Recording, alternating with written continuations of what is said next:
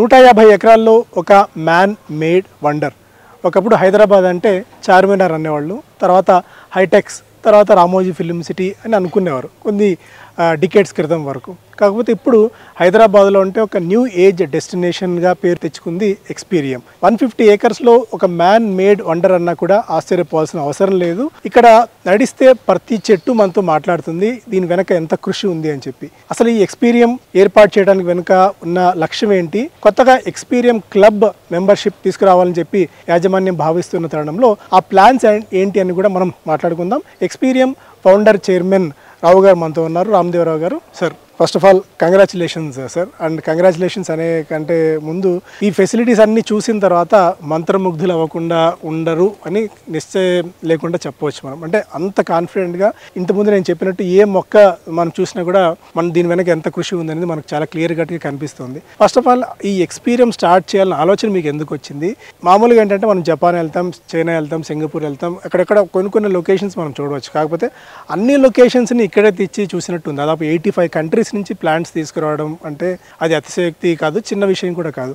అసలు ఈ thought process ఎందుకు వచ్చింది మీకు? యాక్చువల్గా నాకు చిన్నప్పటి నుంచి చెట్లు అంటే చాలా ఇష్టం అండి. నేను చదువుకున్నప్పుడు హాస్టల్లో ఉన్నా కూడా హాస్టల్ రూమ్లో నేను చెట్లు పెంచుకుంటూ ఉండేవాడిని. తర్వాత నేను ఫైన్ ఆర్ట్స్ చేశాను, ఐ బికమ్ ఏ ఆర్టిస్ట్ అనమాట. తర్వాత వచ్చేసి నా రెగ్యులర్ బిజినెస్ కోసం అని చెప్పేసి నేను ఐ ట్రావెల్ అరౌండ్ 80 కంట్రీస్ వరకు నేను ట్రావెల్ చేశాను. చేసిన తర్వాత 25 ఇయర్స్ బ్యాక్ ఒక నాంగ్నూచ్ గార్డెన్ అని చెప్పేసి థాయిలాండ్లో ఒక గార్డెన్ చూశానండి. చూసేసిన తర్వాత నాకు ఒక 10 డేస్ వరకు నాకు నిద్ర రాలేదు. అప్పుడే నాకు నా మైండ్లో ఇది నాటుకుపోయింది అనమాట. ఎట్లా అయినా ఒకసారి మనము ఇది చేయాలి అని చెప్పి అట్లాంటి గార్డెన్ ఒకటి చేస్తే బాగుంటుందని ఒక ఫీలింగ్ వచ్చింది. తర్వాత దాన్ని ఆ థాట్ అట్లా పెరుగుతూ వచ్చింది. తర్వాత మిగతా పరిస్థితులు, ఇప్పుడు మనకున్న పరిస్థితులు అవి చూస్తుంటే కాంక్రీట్ జంగల్లో వచ్చేసేసి అందరూ బతుకుతూ ఉన్నారు. మనం ప్రతి ఒక్కరము వచ్చేసేసి ఎంతో కష్టపడుతున్నాము, పిల్లల కోసం ఎంతో సంపాదించేసి తరతరాలు వాళ్ళు ఏం పని చేయకుండా కూడా బతికేలాగా ప్రాపర్టీలు, అసెట్స్ అన్ని క్రియేట్ చేసేసి వాళ్ళకి ఇచ్చి వెళ్ళిపోవాలని ఒక ధ్యేయంతో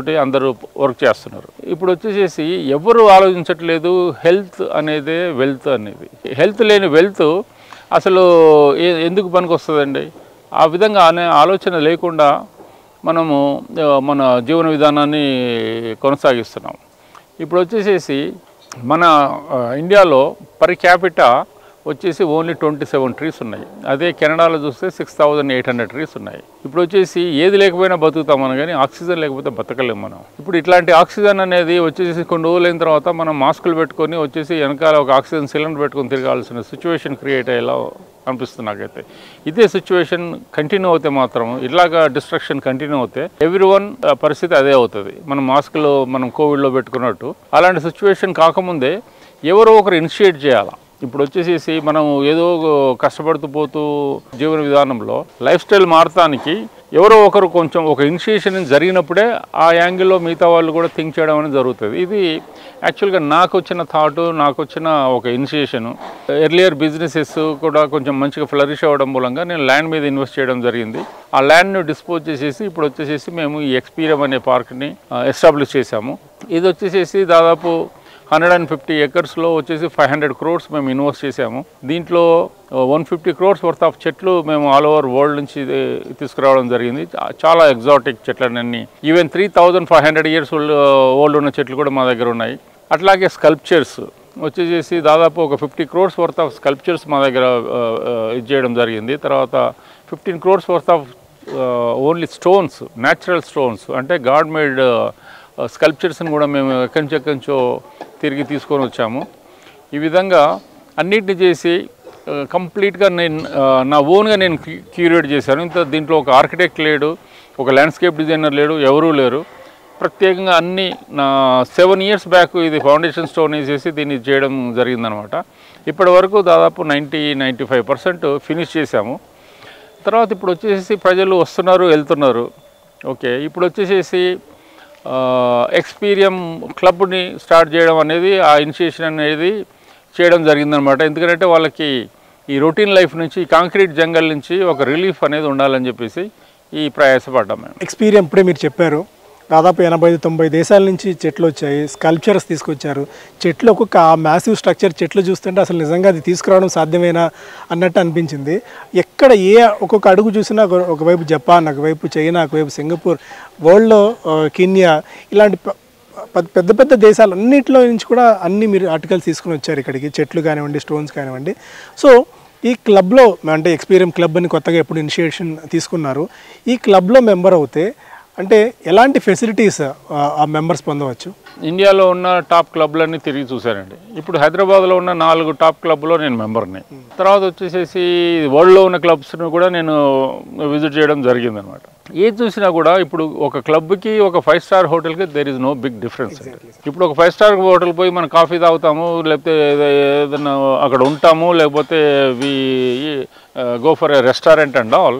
ఇప్పుడు ఏ క్లబ్కు పోయినా కూడా ఇప్పుడు రీసెంట్గా ఓపెన్ అయిన క్లబ్ వచ్చేసి 17 డిగ్రీ కానివ్వండి, ఇంకా వేరే ఎక్కడైనా కానీ క్లబ్స్, అదే బెంగళూరు క్లబ్ చూశాను, సేమ్ ఎవ్రీథింగ్ ఒక 5 స్టార్ హోటల్ టైప్లో కట్టడము, అదే కాంక్రీట్ జంగల్, అదే వచ్చేసి 6.5 acres, 6 acres, 3 acres, 5 acres. ఇప్పుడు దీంట్లో వచ్చేసేసి అన్ని మేము కూడా పెట్టబోతున్నాము. ఏ 5 స్టార్ హోటల్లో ఏముంటాయో అవే ఉంటాయి అక్కడ కూడా జిమ్ ఉంటుంది, అక్కడ ఒక 4 రెస్టారెంట్స్ ఉంటాయి, రూమ్స్ ఉంటాయి, అయిన తర్వాత ఈవెంట్ చేసుకోవడానికి ఈవెంట్ ప్లేసెస్ ఉంటాయి, తర్వాత ఒక స్పా ఉంటుంది. That is the club and that is the 5 star hotel. There is no big difference. ఇప్పుడు అలాంటి దాంట్లో మెంబర్షిప్ తీసుకోవాల్సిన నెసెసిటీ ఏమనేది నాకు అర్థం కాలేదు. ఇప్పుడు మా దగ్గర ఉన్నది అన్నీ ఉంటాయి. అవి యాక్చువల్గా మీరు అన్న పాయింట్ వస్తే ఇప్పుడు ప్రతి పెద్ద గేటెడ్ కమ్యూనిటీలో ఈ ఫెసిలిటీస్ అన్నీ ఆల్రెడీ వచ్చేస్తున్నాయి, క్లబ్ హౌస్లో వచ్చేస్తున్నాయి. సో ఇంకా సపరేట్గా మెంబర్షిప్ తీసుకోవాల్సిన అవసరం ఎక్కడ కనిపించలేదు. అంటిల్ అన్లెస్ ఇలా ఏదో ఎక్స్క్లూజివిటీ, ఏదో యూనిక్నెస్ అనేది ఉంటే తప్ప. ఎందుకంటే చాలా దూరం కూడా హైదరాబాద్ అప్పా నుంచి చూసుకున్న హార్డ్లీ 30 minutes దూరంలో ఇంత పెద్ద ఏర్పాటు మీరు చేశారు. సో ఈ క్లబ్లో మెంబర్షిప్ తీసుకోవడం వల్ల ఈ ఫ్యామిలీ మెంబర్స్ కానీ, లేకుంటే వాళ్ళ గెస్ట్లు కానీ, వాళ్ళ ఎక్స్టెండెడ్ ఫ్యామిలీ కానీ ఎప్పుడెప్పుడు వచ్చే అవకాశం ఈ క్లబ్కు ఉంటుంది అంటే ఈ ఫెసిలిటీస్ యూజ్ చేసుకునేందుకు? Any time they can come free. Entry అనేది ఫ్రీ ఉంటుంది. ఇప్పుడు ఒక 5 స్టార్ హోటల్లో పోయే బదులు ఒక క్లబ్లోకి వచ్చారనుకోండి, వస్తే వాళ్ళకి ఏంటంటే ఇది మా లాంటి దీంట్లో వస్తే ఈవెంట్ ప్లేసెసే ఒక డజన్ పైన ఉన్నాయి. 300 people నుంచి 50,000 people గ్యాదర్ అయ్యే ఫెసిలిటీస్ మా దగ్గర ఉన్నాయి. తర్వాత మా ఓన్గా మేము ఈవెంట్స్ చేస్తున్నాం. మొన్న టొమాటోరా అని ఒక ఈవెంట్ చేసాము, దాంట్లో వచ్చేసి 7,000 people గ్యాదర్ అయ్యారు. తర్వాత వచ్చేసి ఇది మన మిస్ వరల్డ్ ఈవెంట్ ఒకటి చేసాము, దాని గురించి వచ్చారు. అది వెరీ ఎక్స్క్లూజివ్ ఈవెంట్. అట్లాంటి ఎక్స్క్లూజివ్ ఈవెంట్స్ కూడా క్లబ్ మెంబర్స్ అటెండ్ కావచ్చు. వాటిని కొన్ని ఈవెంట్స్కి మేము ఫ్రీ ఎంట్రీ అనేది ఇవ్వగలుగుతున్నాము, ఇద్దామని చెప్పి ప్లాన్ చేస్తున్నాము. వచ్చేసి 5,000 నుంచి 20,000 వరకు ఎంట్రీ ఫీజు ఉంటుంది వాటికి. ఇప్పుడు వచ్చేసి ఇది ఒక ఈవెంట్ ఇట్లాంటిది, ఇది మన మ్యూజికల్ ఫెస్టివల్ ఇలాంటివి జరిగే వాటికి మేము ఏంటంటే ఒక సరికొత్త విధానాన్ని మేము ఇది చేస్తున్నాము. ఒక సింగరు లేకపోతే ఒక డీజేని బట్టి జరుగుతూ ఉంటుంది ఇది ఈవెంట్స్.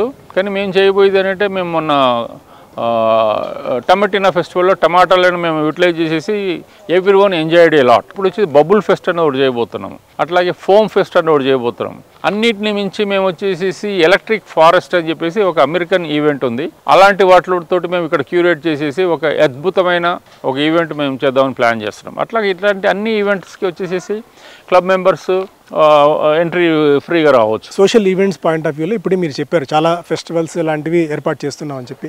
అండ్ మేజర్గా బిజినెస్ ఈవెంట్స్ లాంటివి కానీ, లేకుంటే నెట్వర్కింగ్ చేసుకునే ఈవెంట్స్ కానీ అంటే ఫ్యూచర్లో చేసే అవకాశం ఉంటుందా? నాట్ ఓన్లీ రిక్రియేషన్ ఎంటర్టైన్మెంట్ కాకుండా బిజినెస్ మెన్ కానీ, లేకుంటే స్టార్టప్ కమ్యూనిటీస్ కానీ ఇలాంటివి కూడా వాళ్ళు గ్యాదర్ అయ్యేందుకు, వాళ్ళ నెట్వర్క్ కూడా బిల్డ్ చేసుకునేందుకు? డెఫినెట్గా అండి. ఇప్పుడు అట్లాంటి కంపల్సరీ కావాలా? ఇప్పుడు nowadays we follow the trend across the globe. అసలు ఏ ట్రెండ్ ఫాలో అవుతున్నారని చూసేసి అది అబ్జర్వ్ చేసి ఎప్పటికప్పుడు మేము అడాప్ట్ చేసుకుంటూ ఉంటాము. వచ్చేసి అట్లాంటి ఈవెంట్స్ ఒక యంగ్ జనరేషన్కి ఒక మోటివేషనల్ ఇది కావాలంటే ఒక బిజినెస్ మ్యాన్ పిలిపించేసి ఇక్కడ వాళ్ళకి మోటివేషనల్ లెక్చర్స్ ఇప్పించడం జరుగుతుంది. ఇప్పుడు ఆర్ట్ గురించి ఆర్ట్ ఫెయిర్ అని చెప్పి మేము ప్లాన్ చేస్తున్నాము. అట్లాగే ఒక్కొక్క దానికి ఇప్పుడు లేడీ డాక్టర్ ఫెస్ట్ అని చెప్పేసి మేము ఒకటి ప్రపోజ్ చేసాము. ఒక టీమ్ ఆఫ్ 5 డాక్టర్స్ కలిసి they are going to conduct a lady doctor event.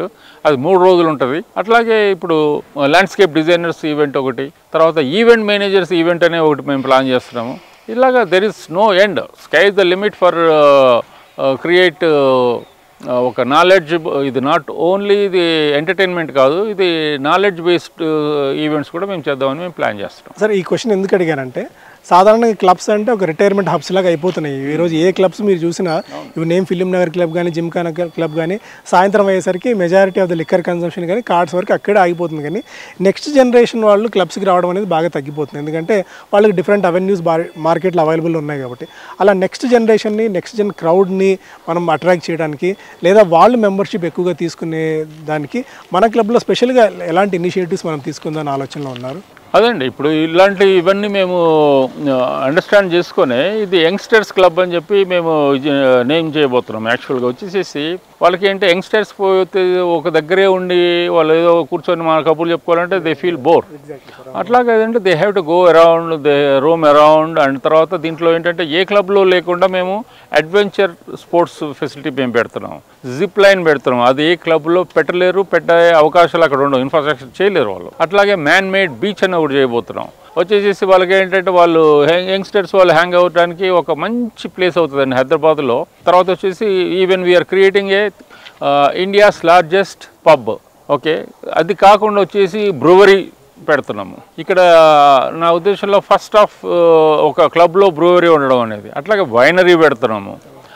ఇవన్నీ వచ్చేసేసి ఇప్పుడు ఎక్కడ లేని ఇవన్నీ కొత్తవన్నీ మేము ఇక్కడ స్టార్ట్ చేయడం జరుగుతుంది. ఎందుకంటే మాకు ఆ ఇన్ఫ్రాస్ట్రక్చర్ పెట్టే మా స్పేస్ ఉంది. That is the major thing. అది కాకుండా వీఆర్ రెడీ టు ఇన్వెస్ట్. ఇప్పుడు ఇది కాకుండా వచ్చేసి we are going to start a 300 room 5-star hotel. అయిన తర్వాత 1 lakh square feet convention centre with 60 feet height, అట్లా రూఫ్ హైట్. అలాగా మేము ఇవన్నీ సంథింగ్ డిఫరెంట్గా చేయబోతుంది. తర్వాత వచ్చేసి అన్నిటికంటే ఇంకోటి we are going to make immersive experience. ఒక 10,000 square feetలో ఇండియాలో ఎక్కడా లేని ఇమర్సివ్ ఎక్స్పీరియన్స్ను మేము ఇక్కడ క్రియేట్ చేయబోతున్నాం. తర్వాత వచ్చేసి ఇప్పుడు వచ్చేసి అది అంటే ప్రస్తుతానికి మేము వచ్చేసి 4-5 నెలలైంది ఇది ఓపెన్ అయ్యి. తర్వాత వచ్చేసి ఇల్యూమినేషన్ గురించి మేము 15 crores పెట్టి మేము లైటింగ్ కొన్నాము. 1.5 monthలో పార్క్ 11 o'clock వరకు ఓపెన్ అవుతుంది. తర్వాత ఇవన్నీ వచ్చేసి ప్రొజెక్షన్ మ్యాపింగ్, ఇవన్నీ ఏంటంటే ఒక అద్భుతమైన ఏరియాను మేము క్రియేట్ చేయబోతున్నాం ఇక్కడ.